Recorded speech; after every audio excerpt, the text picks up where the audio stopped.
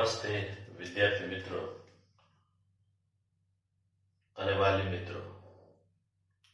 આજનો મારો જે લેક્ચર છે એ ધોરણ 10ની પરીક્ષા આપી અને હાલ એનું જે રિઝલ્ટ આવ્યું અને જે વિદ્યાર્થીઓ પાસ થયા છે એ વિદ્યાર્થીઓએ પોતાની કારકિર્દીનું ઘડતર ધોરણ 10 પછી કયા ક્ષેત્રમાં કરવું જોઈએ કે જેથી આગળનું એમની જે કારકિર્દી છે એ ઉજ્જવળ રહે. હાલની અત્યારની જે સ્થિતિ છે એ પ્રમાણે ધોરણ 10ની અંદર થી જે પાસ થઈને જે વિદ્યાર્થીઓ પાસ આઉટ થયા છે એ તમામ વિદ્યાર્થીઓના મનની અંદર અમુક પ્રકારના પ્રશ્નો ઉદ્ભવતા હોય છે અને સ્વાભાવિક છે કે આ પ્રશ્નો છે એનું સોલ્યુશન પણ લાવવું જોઈએ. તો આપની સમક્ષ આ એક લેક્ચર દ્વારા આપને હું જે કંઈ હું જાણું છું, જે માહિતી મારી પાસે છે એ આપના સુધી પહોંચાડવા માંગુ છું. ધોરણ 10 પછી શું એ મારો આજનો જે વિષય છે એનો મુખ્ય મુદ્દો છે. ધોરણ 10 પછી મોટા ભાગે મારે જે વાત કરવી છે એ કારકિર્દી બનવાના ક્ષેત્રો હોય તો એમાં સાયન્સ, કોમર્સ અને આર્ટ્સ છે. મિત્રો, કોમર્સ અને આર્ટ્સ એ પણ સારી બ્રાન્ચો જ છે, પણ એની અંદર જે એનો વિસ્તાર છે એટલો બધો વ્યાપક નથી. આર્ટ્સની અંદર કેવા વિદ્યાર્થીઓએ જવું જોઈએ એની માટે હું તમને પહેલા માર્ગદર્શન આપી દઉં. તો મિત્રો, જે વિદ્યાર્થીઓ આર્ટ્સ રાખવા માંગે છે એમણે એવા વિષયો પસંદ કરવા જોઈએ કે જે વિષયની લાઈફ ટાઈમ ડિમાન્ડ રહેતી હોય. જેમ કે કોઈ વિદ્યાર્થી છે એ અંગ્રેજી વિષય સાથે પોતે આર્ટ્સમાં પ્રવેશ લે અને અંગ્રેજી વિષય સાથે BA, MA, B.Ed થાય તો એની કાયમી ડિમાન્ડ રહેવાની છે. આ ઉપરાંત કોઈ વિદ્યાર્થી કોમ્પિટિટિવ પરીક્ષાની પ્રિપેરેશન કરવા માંગતો હોય તો એ આર્ટ્સ પછી કરી અને વર્ગ 3, વર્ગ 2 અને વર્ગ 1 ની જે પરીક્ષાઓ લેવાતી હોય એ આપી શકે અને એમાં આગળ પોતાની કારકિર્દી બનાવી શકે. એટલા લિમિટેડ ઓપ્શન્સ છે એમની પાસે. કોમર્સ એ પણ સારી બ્રાન્ચ છે. જે બાળકો વેપાર ક્ષેત્રે, માર્કેટિંગ ક્ષેત્રે પોતાની કારકિર્દી બનાવવા ઈચ્છતા હોય અને જે બાળકો છે એ પોતે CA, CS જેવી લાઈનોની અંદર જવા ઈચ્છતા હોય એમની માટે કોમર્સ શાખા છે એ સારી છે. પણ આ શાખાની અંદર પણ લિમિટેડ સ્કોપ છે. ઘણીવાર બાળકોને પૂરતું જ્ઞાન ન હોય એના કારણે એ શાખાની અંદર પ્રવેશ લેવાની જગ્યાએ એ બીજી શાખામાં પ્રવેશ લેતા હોય. જેમ કે ઘણીવાર એવું પણ બનતું હોય કે મને સાયન્સ અઘરું લાગે છે, કોમર્સ અઘરું લાગે છે એટલે આર્ટ્સ રાખવું છે. તો મિત્રો, દુનિયાની અંદર જે વસ્તુ અઘરી હશે ને એમાં કોમ્પિટિશન ઓછી હોવાની. એટલે આપણે એવું ક્ષેત્ર પસંદ કરીએ કે જેમાં કોમ્પિટિશન ઓછી હોય પ્લસ આપણું રસનું ક્ષેત્ર હોય. ઇન્ટરેસ્ટ અગત્યની વસ્તુ છે. એટલે તમને જે ભણવામાં રસ પડતો હોય એ શાખાની અંદર તમે અભ્યાસ કરો તો તમે તમારી કારકિર્દી આગળ વધારી શકો. ઘણા વિદ્યાર્થીઓ છે એ પોતાના મિત્રો હોય, મિત્ર વર્તુળ, એને ધ્યાનમાં રાખીને ડિસિઝન લેતા હોય. તો આવા મિત્રો છે ક્યારેય જિંદગીમાં સક્સેસ નથી થતા. ઘણા એવા વિદ્યાર્થીઓ હોય એના પેરેન્ટ્સ છે એની આજુબાજુમાં કોઈ એન્જિનિયર હોય, ડોક્ટર્સ હોય, CA હોય, કોઈ સારો IPS ઓફિસર હોય, બરાબર, તો એને ધ્યાનમાં રાખીને પોતાના બાળકને ભણવાનું કે તો આ પણ ન કરશો. બાળકને જેમાં રસ હોય, રુચિ હોય એવા ક્ષેત્રની અંદર એને ભણાવવાનો આગ્રહ રાખજો. તો ધોરણ 10 પછી ની આગળની જે બ્રાન્ચ છે સાયન્સ, એની શરૂઆત કરતા પણ પહેલા હું તમને કહી દઉં કે કોઈ પણ દેશ હોય એ દેશ છે એનું ડેવલપમેન્ટ 3 બાબતો ઉપર આધારિત હોય છે. એક એ દેશનું શિક્ષણ, એક એ દેશ છે એનું શિક્ષણ, અને બીજું એનું જે પાસું છે એ શિક્ષણ. બરાબર. અને એના ઉપરાંત ના ફેક્ટર છે ટેકનોલોજી. તો આ બધી વસ્તુ જે છે એક આરોગ્ય મેન મુદ્દો છે. એટલે 3 મુદ્દા મારે તમને ચર્ચા કરવાની છે: શિક્ષણ, આરોગ્ય અને ટેકનોલોજી. આ ત્રણેય વસ્તુ જેની પાસે હોય એવો દેશ છે એ દિન પ્રતિદિન એનું ડેવલપમેન્ટ થતું હોય છે. તો આવા 3 ક્ષેત્રો આપણે આપણા કેરિયર માટે પસંદ કરીએ, કે શિક્ષણનું ક્ષેત્ર હોય, અથવા આરોગ્યનું ક્ષેત્ર હોય, અથવા ટેકનોલોજીનું ક્ષેત્ર હોય, તો એ ક્ષેત્રની અંદર આપણે જો આગળ અભ્યાસ કરીએ તો એમાં ઘણા બધા સ્કોપ્સ છે. હવે જે વાત કરવા જઈ રહ્યો છું એ મારો મેઇન ટાર્ગેટ જે છે, અથવા હું જે જાણું છું, જેના વિશે મારે તમને માહિતી આપવી છે, એની વાત કરવાનું છું.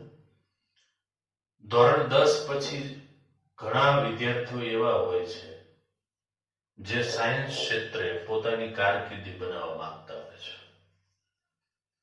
હવે તો ધોરણ 10 પછી તમે સાયન્સની અંદર વિજ્ઞાન પ્રવાહમાં અભ્યાસ કરવા માંગતા હોય તો સૌથી પહેલું તમને એ જાણ કરી દઉં કે ધોરણ 11 સાયન્સ કે 12 સાયન્સમાં તમે આગળ ભણવા માંગો છો ત્યારે ધોરણ 11 પછી તમારે 2 ગ્રુપની પસંદગી કરવાની હોય છે.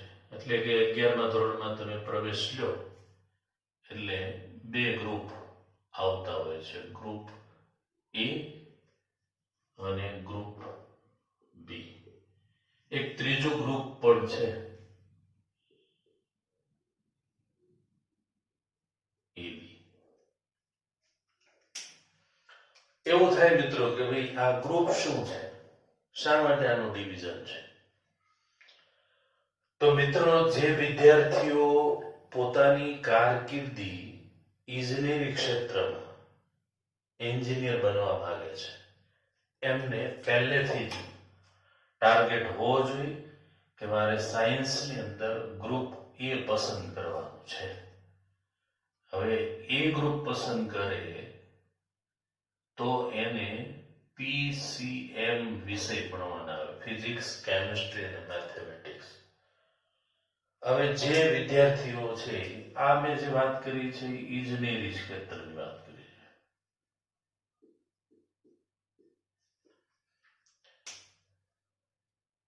અને બી ગ્રુપ પસંદ કરશે તો એને PCB આવે, ફિઝિક્સ, કેમિસ્ટ્રી, બાયોલોજી,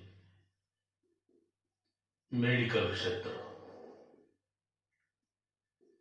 પોતે ડોક્ટરી લાઈન લેવા ઈચ્છતા હોય તો MBBS, BDS, BAMS, BHMS, આ બધી શાખાઓ છે જે મેડિકલ ક્ષેત્રની શાખાઓ છે. અને આ મેડિકલ લાઈનો છે એમાં પોતાની કારકિર્દી બનાવવા માંગતા હોય એટલે MBBS, BDS ડેન્ટલ, ડોક્ટર દાંતના, BMS Ayurvedic doctor, homeopathic doctor. તો આ સ્કોપ છે. એબી ગ્રુપ પસંદ કરે અને આ બે વસ્તુ માં એડમિશન લઈ શકે. પણ મોટા ભાગે અમુક વિદ્યાર્થીઓ એવા સ્કોલર હોય એ જ એબી ગ્રુપ રાખતા હોય છે. બરાબર. અને ઇજનેરી ક્ષેત્રની અંદર mechanical engineer, civil engineer, electrical, electronics, computer, આ બધી બ્રાન્ચો છે. તો આ એ ગ્રુપ અને બી ગ્રુપ છે.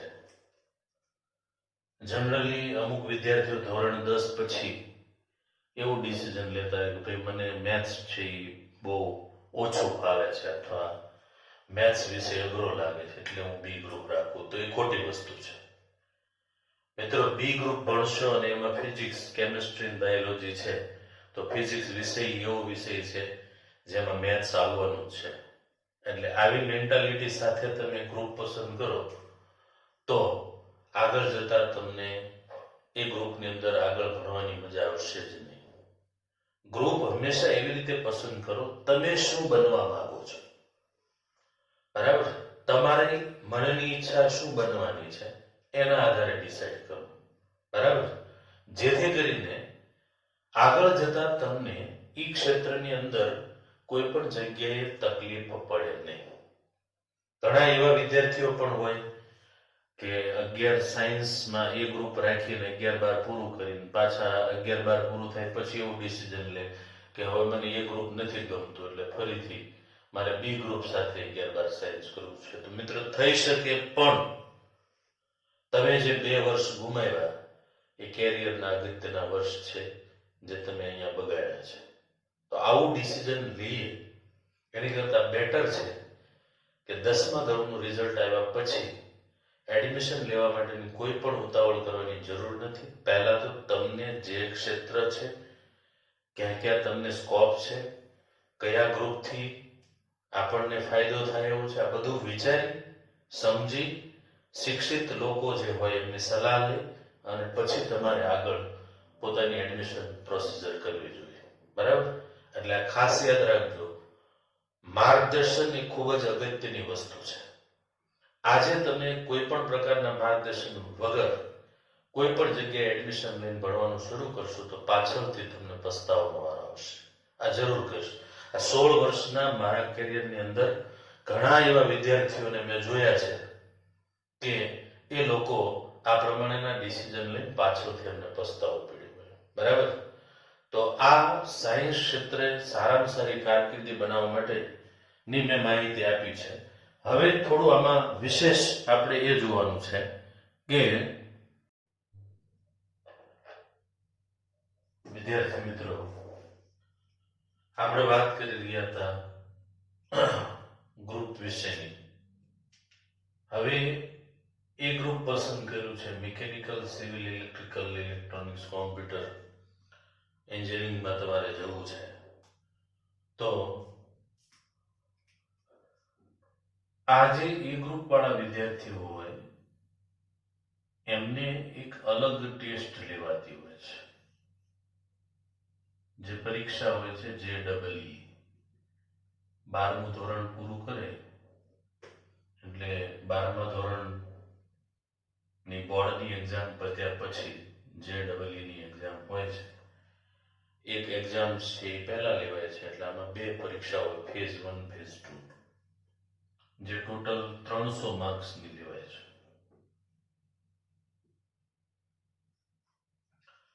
અને આ પરીક્ષાની અંદર 11th અને 12th બેયનો સિલેબસ હોય છે.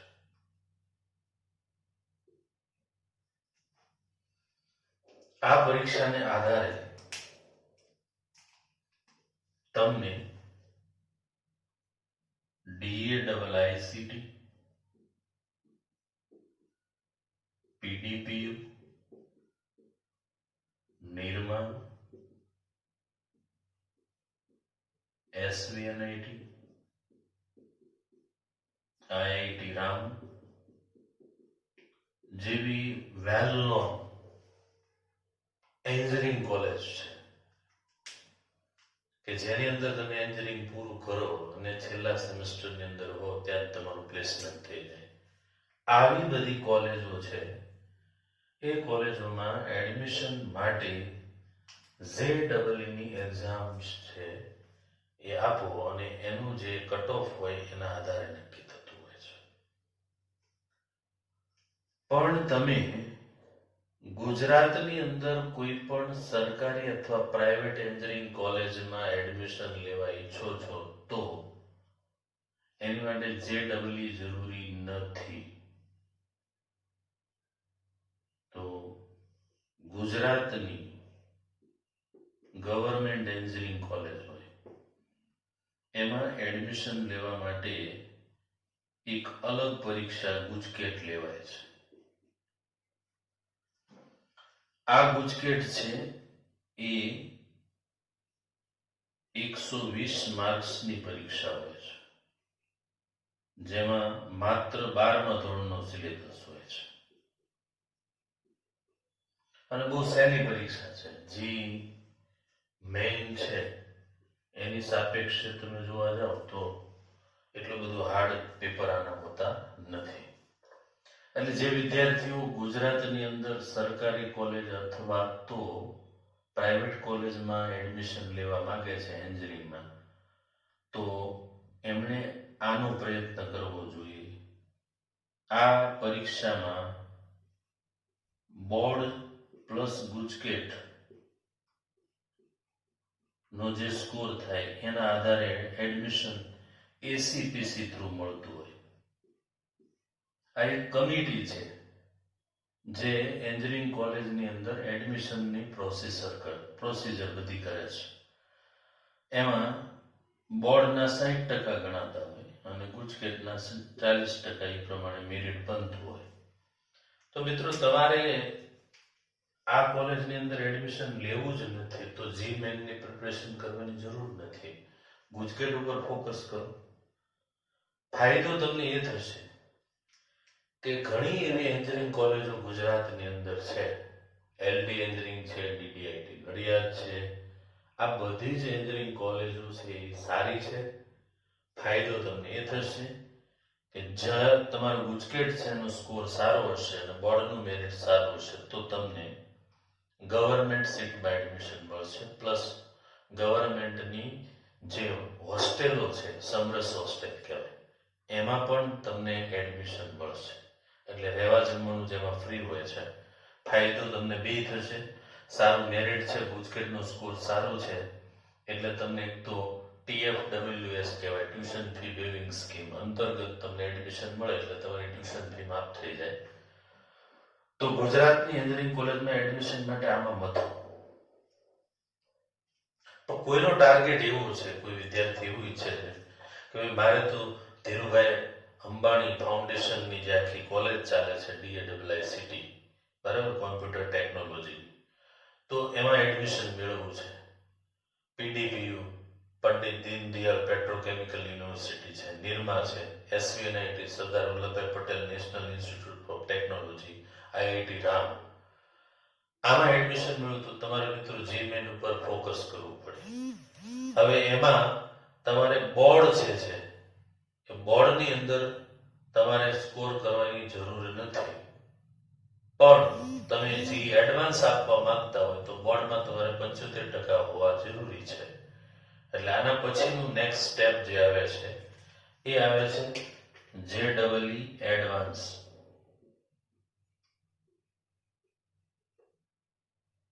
પણ આ JEE એડવાન્સ તમે આપો અને ક્વોલિફાય થાવ એટલે તમને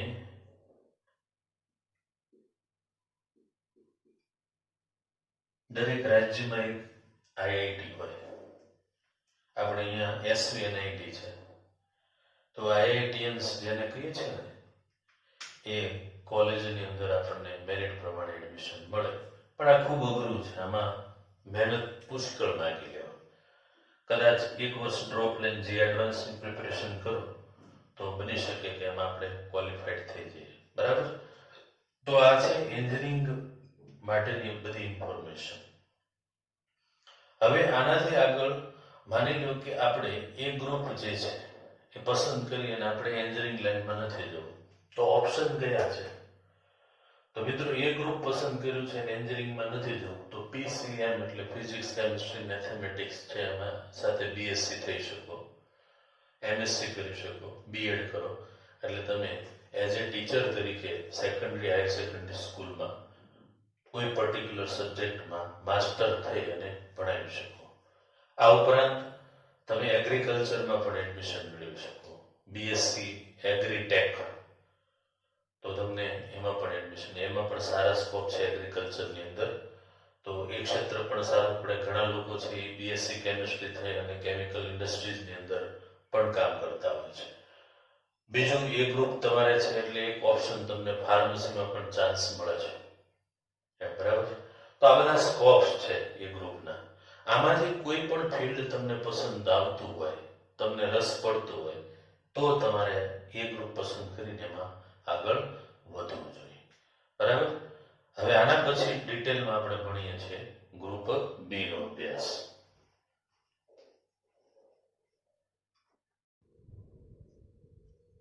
મિત્રો, બી ગ્રુપ એટલે મેડિકલ લાઈન માટે લોકો પસંદ કરતા હોય છે. પણ બી ગ્રુપની અંદર બીજા ઘણા બધા સ્કોપ છે જેની આપણે ચર્ચા કરવાના છીએ. બી ગ્રુપ જનરલી મોટા ભાગે ઘણા વિદ્યાર્થીઓ છે એ પસંદ કરવા પાછળનું મુખ્ય કારણ હોય છે કે એમને ડોક્ટરી લાઈનમાં જવું હોય છે. તો એમબીબીએસ, બીડીએસ, બીએમએસ, બીએચએમએસ આ બધી મેડિકલ ક્ષેત્રની શાખાઓ છે જેમાં તમે ડોક્ટર બની શકો છો. તમારું સપનું ડોક્ટર બનવાનું છે. તો પણ આ મેડિકલ લાઈનમાં એડમિશન અથવા બ્રાન્ચમાં એડમિશન મેળવવા માટે બી ગ્રુપના વિદ્યાર્થીઓએ એક પરીક્ષા ધોરણ 12 પછી આપવાની હોય છે, નીટ. આ જે નીટ પરીક્ષા છે એ એક્ઝામ છે એમાં 11th અને 12th બેયનું સિલેબસ હોય છે. બીજું તમને એ કહી દઉં કે જે મેઇન ના લેવલ કરતાનું લેવલ છે નીચું હોય છે. આ નીટની એક્ઝામ છે એ 720 માર્કની લેવાય છે.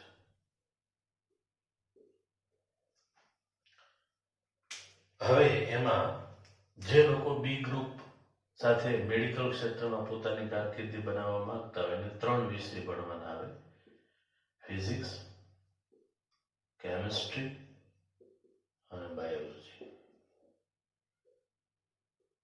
હવે ત્રણેય વિષયો છે એનું નીટની અંદર વેઇટેજ આના 45 પ્રશ્નો પૂછાય છે. કેમિસ્ટ્રીના પણ 45 હોય છે અને બાયોલોજીના 90 પ્રશ્નો હોય છે. દરેક પ્રશ્ન છે એના 4 ગુણ હોય. એટલે આ 180 માર્ક્સનું, આ પણ 180 માર્ક્સનું અને આ 360 માર્કનું, એમ મળી કુલ 720 માર્ક.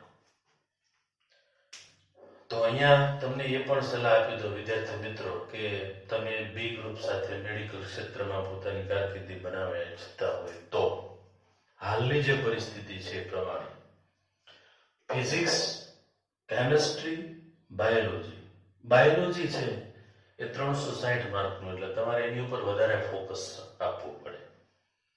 અને અત્યાર સુધીના જે વિદ્યાર્થીઓના મેં ઓબ્ઝર્વેશન કર્યા છે એમાં ઓલમોસ્ટ બાયોલોજીની અંદર એ થોડો ગોખવાનો વિષય છે, એટલે એને ગોખી નાખો બરાબર 11th 12th ને બરાબર.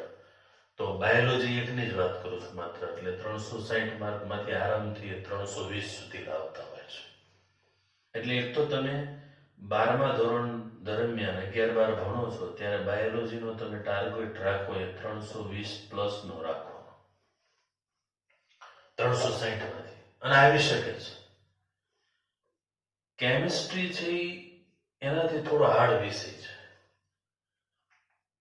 કેમિસ્ટ્રી ફિઝિક્સ માટે કેમિસ્ટ્રી વિષયની અંદર તમે 180 માર્ક છે પણ એ થોડું ટફ પડે, એટલે 120 સુધી જવામાં તમને વાંધો નહીં, પછી થોડું હાર્ડ લેવલ એનું પડતું હોય છે. ફિઝિક્સ વિષય એમાં 100 પ્લસ નો ટાર્ગેટ રાખો તો વિદ્યાર્થી મિત્રો તમે નીટની અંદર 540 પ્લસ માર્ક્સ લાવી શકશો. હવે આટલો સ્કોર તમે કરો તો તમને ગવર્મેન્ટ સીટની અંદર એડમિશન મળવા પાત્ર રહે.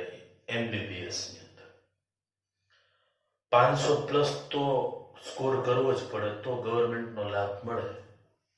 એ હું જે વાત કરું છું એ જનરલ માટેની વાત છે. પછી કેટેગરી વાઇઝ કદાચ સીટો ખાલી હોય તમને મળવા જોગ હોય તો મળી શકે એવું નથી, બરાબર. પણ આ ટાર્ગેટ સાથે તમે નીટની એક્ઝામની પ્રિપેરેશન કરો અને લડો તો તમને સક્સેસ છે એ 100% મળે.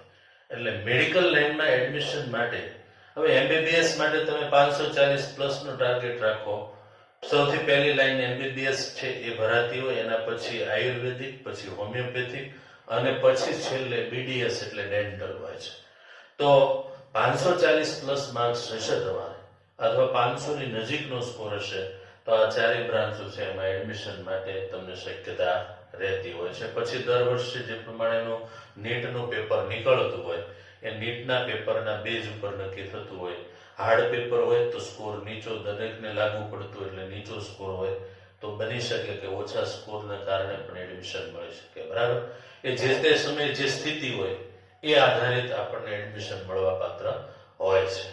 હવે જે વાત કરવાની છે બી ગ્રુપ જે છે એ બી ગ્રુપની અંદર મેડિકલ સિવાયની બ્રાન્ચો છે જેને આપણે કહીએ છીએ આમ મેડિકલ સાથે જોડાયેલી છે પણ પેરામેડિકલ જેને કહેવામાં આવે છે, જેના વિશે આપણે આગળ જોઈ લઈએ, બરાબર છે. ઓકે, તો આ ઉપરાંતના જે કોર્સ છે પેરામેડિકલ જે મેં અહીંયા હાઇલાઇટ કર્યા છે, બરાબર. પેરામેડિકલની અંદર વેટરનરી આવે, ફાર્મસી આવે, ફિઝિયોથેરાપિસ્ટ આવે, નર્સિંગ આવે, DMLT આવે. આ બધા કોર્સીસની અંદર જવા માટે નીટની જરૂર નથી મિત્રો, ફરીથી યાદ કરાવી દો. ઘણા વિદ્યાર્થીઓ છે એનો ટાર્ગેટ છે એ BSc કરવાનો હોય અને બી ગ્રુપ હોય ને એ નીટ કરતા હોય છે. તમારે નીટની કોઈ જરૂરિયાત નથી. નીટ માત્ર મેડિકલ શાખાઓમાં એડમિશન માટે જ છે. આ સિવાયનું પેરામેડિકલ જે છે જેમાં વેટરનરી આવે છે, ફાર્મસી આવે છે, ફિઝિયોથેરાપિસ્ટ, નર્સિંગ, DMLT. એક ફાર્મસીની અંદર એડમિશન માટે જે લોકો બોર્ડ પ્લસ ગુજકેટ છે એને ધ્યાનમાં લેતા હોય છે. એટલે ગુજકેટ અને બોર્ડનો જે સ્કોર થતો હોય એના આધારે એમને એડમિશન. એટલે યાદ રાખજો, ઘણીવાર શું થતું હોય કે આપણે ફાર્મસીમાં એડમિશન લેવું છે તો આપણે કોઈ નીટની જરૂરિયાત નથી, માત્ર બોર્ડ અને ગુજકેટ છે એના મેરિટના આધારે ફાર્મસીમાં એડમિશન મળતું હોય. એ ગ્રુપ અને બી ગ્રુપ બંને વિદ્યાર્થીઓમાં એડમિશન મેળવી શકે. ફિઝિયોથેરાપિસ્ટ છે એ બોર્ડ પ્લસ ગુજકેટના બેઝ ઉપર, નર્સિંગમાં તમને ડાયરેક્ટલી બોર્ડના મેરિટ પ્રમાણે મળે. DMLT માટે તમારે બોર્ડ ઉપર જ ફોકસ કરવું પડશે. બીજી એક શાખા અત્યારે હાલ અસ્તિત્વમાં આવી છે BSc એન્ડ મેડિકલ ટેકનોલોજી. આ માત્ર ગુજરાતની અંદર એક જગ્યાએ કરમસદની અંદર આ કોર્સીસ ચાલે છે, જેની અંદર એક્સરે ટેકનિશિયન જે ઓર્થોપેડિક હોસ્પિટલની અંદર એક્સરે જે ઓપરેટ કરે છે. બીજો એક કોર્સ છે ડાયાલિસિસ ટેકનિશિયન, જે કિડની ડાયાલિસિસ હોસ્પિટલની અંદર જે ડિપાર્ટમેન્ટમાં થતું હોય ત્યાં જે ટેકનિશિયન હોય. અને એનેસ્થેસિસ્ટિયા કે જે આપણે વ્યક્તિના ઓપરેશન પહેલા એને બેભાન કરવામાં આવતું હોય. તો આ કોર્સીસ પણ સારા છે, એની અંદર પણ તમે જઈ શકો છો. અને છેલ્લે BSc MSc BEd તમે આ અભ્યાસ પૂરો કરો એટલે તમે હાયર સેકન્ડરીની અંદર એઝ એ ટીચર તરીકે, શિક્ષક તરીકે તમે ભણાવવા માંગતા હોય તો આ છેલ્લું જે સ્ટેપ છે એમાં પણ એડમિશન લઈ શકાય છે. મિત્રો, આજે જે કંઈ મેં તમને માહિતી આપી છે ધોરણ 10 પછી તમે જે કારકિર્દી બનાવવા જઈ રહ્યા છો એ કારકિર્દી કયા ક્ષેત્રમાં બનાવી એની માટે તમને ખાસ ઉપયોગી થાય એવી માહિતી છે. જો આજની આ માહિતીનો લેક્ચર્સ છે તમને પસંદ આવ્યો હોય તો મિત્રો મારે જે વિડીયો છે એને લાઈક, શેર અને સબસ્ક્રાઇબ કરજો. તમારા મિત્ર વર્તુળ સુધી પહોંચાડજો જેથી કરીને કોઈ વ્યક્તિને આ જ્ઞાન મળશે અથવા આ માહિતીથી જાણકાર થશે, જેના કારણે એ કારકિર્દી છે એ યોગ્ય ક્ષેત્રમાં બનાવશે, બરાબર છે. તો આ આજનો લેક્ચર છે ધોરણ 10ના વિદ્યાર્થીઓ જેમણે પરીક્ષા પાસ કરીને હવે આગળ પોતાની કારકિર્દી બનાવવા જઈ રહ્યા છે તો એમની માટે ખાસ ઉપયોગી છે. ફરી એક વખત વિડીયો છે એને લાઈક, શેર અને સબસ્ક્રાઇબ કરવાનું ભૂલતા નહીં. Okay, thank you very much. ફરી પાછા મળશું.